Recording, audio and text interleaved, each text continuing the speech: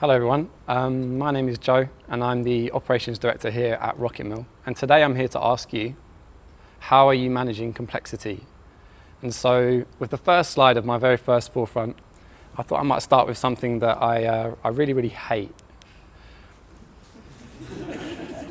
Yes, resourcing, but not the exercise, I'm talking about the word, because people aren't resources, and when we recruit or we assign people within any organisation, the actual resources that we are moving around the board are these: time and energy. These are the stocks and supplies that we ask individuals to expend every day when they come to work.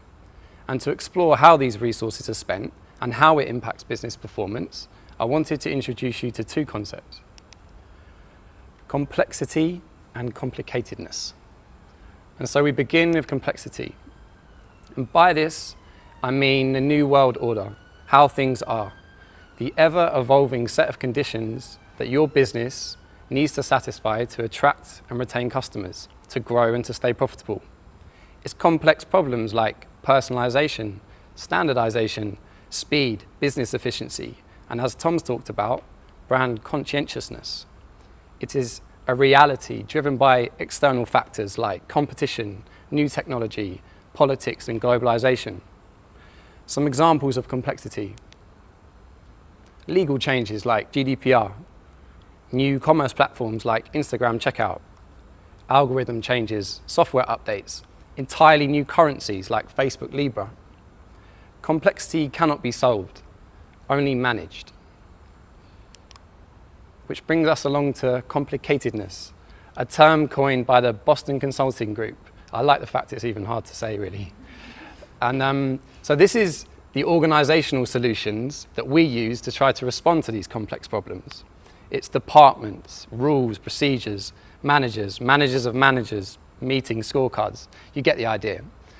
It's the knots that we tie ourselves into. And unlike complexity, complicatedness is something that we do control. It is entirely of our own doing.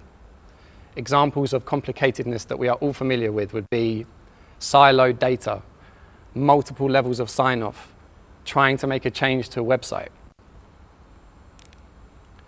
And so complexity and complicatedness, they're not the same thing. Really, they're more like action and reaction. And what can be observed is that in the majority of businesses, it's quite an overreaction.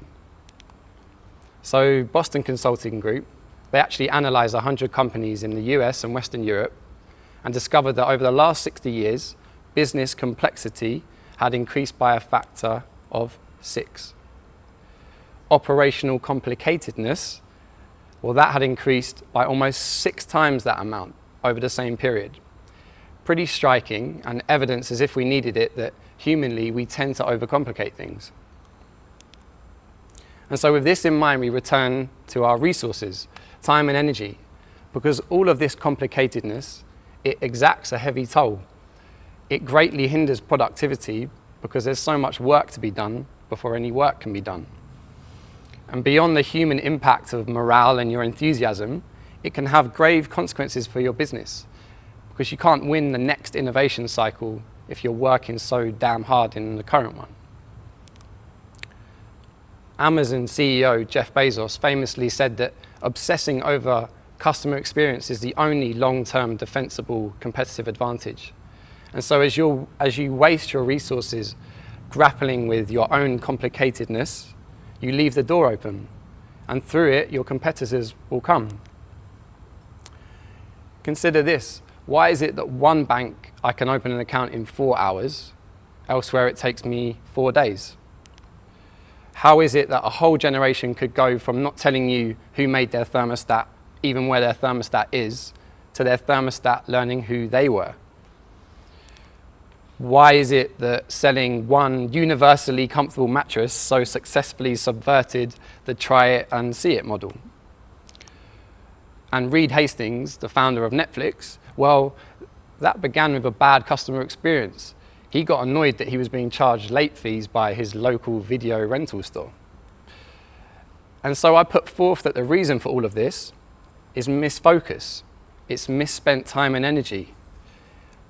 Challengers and disruptors are just businesses that have better identified where to spend their resources to tackle complexity. Which brings us to this very important challenge, to manage complexity without getting too complicated.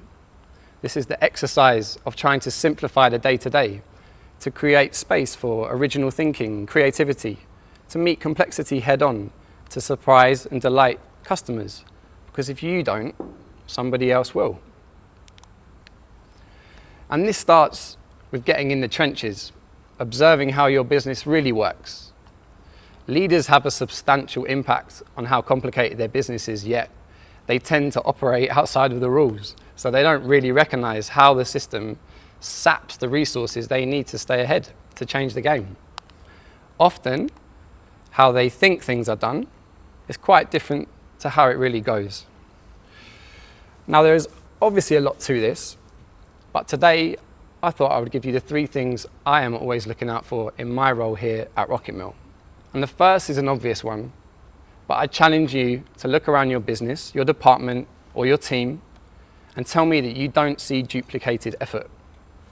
And here I'm thinking about what we are spending our time on. And I look for instances where we are starting from scratch unnecessarily, or where there are multiple revisions of things because there's no clarity as to what good looks like. If Sam produced a document like that last year, why is Ben starting with a blank piece of paper? And we simplify here with standards, templates, frameworks, and good examples. We want to reserve originality for where it is really valued. Next, I'm thinking about how we work. How many steps are involved in information moving from point A to point B? I'm looking for too many links in the communication chain or too many steps in the process. I'm looking for bottlenecks or instances where people are actively working around the very systems that we've put in place. Examples here would be a protracted briefing process with the doer too far removed from the requester, or people manually inputting information from one system to another. And we simplify here with openness by investing in tools that speak to one another and designing shorter, straighter line of communications between people. We want to foster collaboration, not filter it. Finally, I'm thinking about the why. This one is not so easy to spot, but as you unpick the what and the how, it will likely present itself. Here I am looking for a lack of cooperation or a lack of human will, teams or individuals that don't seem to be willing or able to contribute to the greater good. I seek then to understand what forces are driving that behavior. And we simplify here in 2 ways. First, we motivate. We can review incentives and targets. Is it not in their interest to help? And then secondly, we educate. Often people don't have empathy for others because they don't really know what complexities that they're facing. Do you really know what your co-workers are doing? And so those are just 3 examples from my own experience. But really this exercise should be constant, observing the day-to-day and always questioning what, how, and why you're spending your time. And as you attack complicatedness, so the world turns and you return to defending your simplicity. And I urge all leaders to do this because the message is clear. When it comes to complicatedness, it is cull or be killed. Keep your operation as simple as it can be. Use your time and energy wisely, otherwise you'll never see it coming. Thank you.